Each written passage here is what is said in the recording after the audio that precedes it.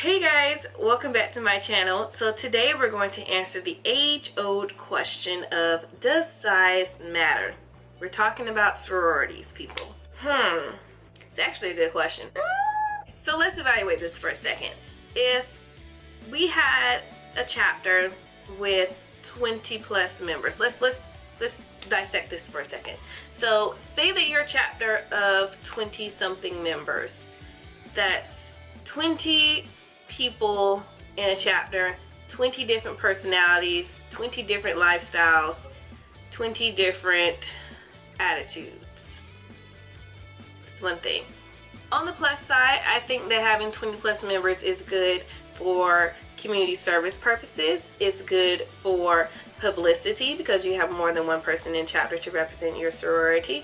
And it's also good for recruitment because it means that you're going to have more people to recruit for the chapter. So I guess the first part would be my cons. So that would be the pros. Let's talk about smaller chapters. Say that you have a chapter of 10 or less members. That's 10 or less members that you have to deal with their personalities, lifestyles, and attitudes. However, everyone might not be readily available at all times. Same thing for bigger chapters. For data purposes, for campus involvement, 50% of your chapter has to be involved in events in order for it to count towards your participation. So I know at USC 100% of your members, or at least 75 to 100% of your members, have to be involved in another organization.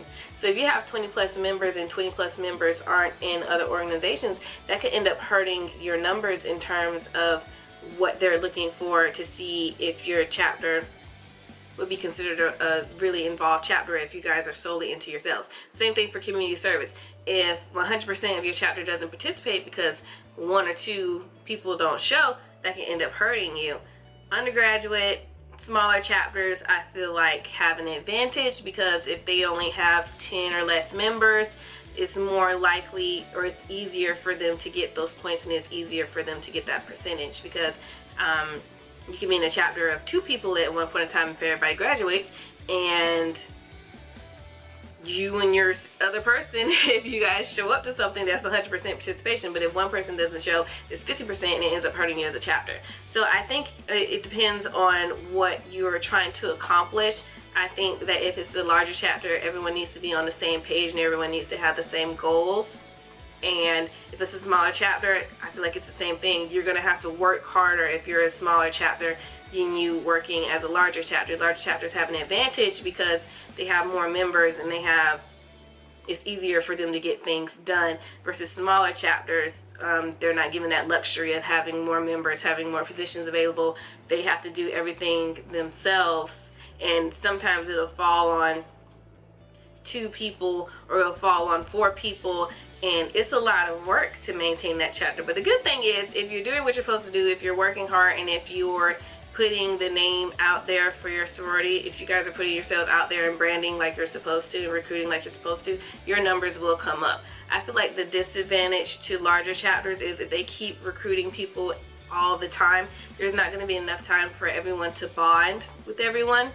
Some people can accomplish it, some people can't, but I feel like if it's a larger chapter and you're always recruiting people, like you're recruiting 20 plus people every semester, I feel like it's going to be hard as a chapter to communicate with everyone.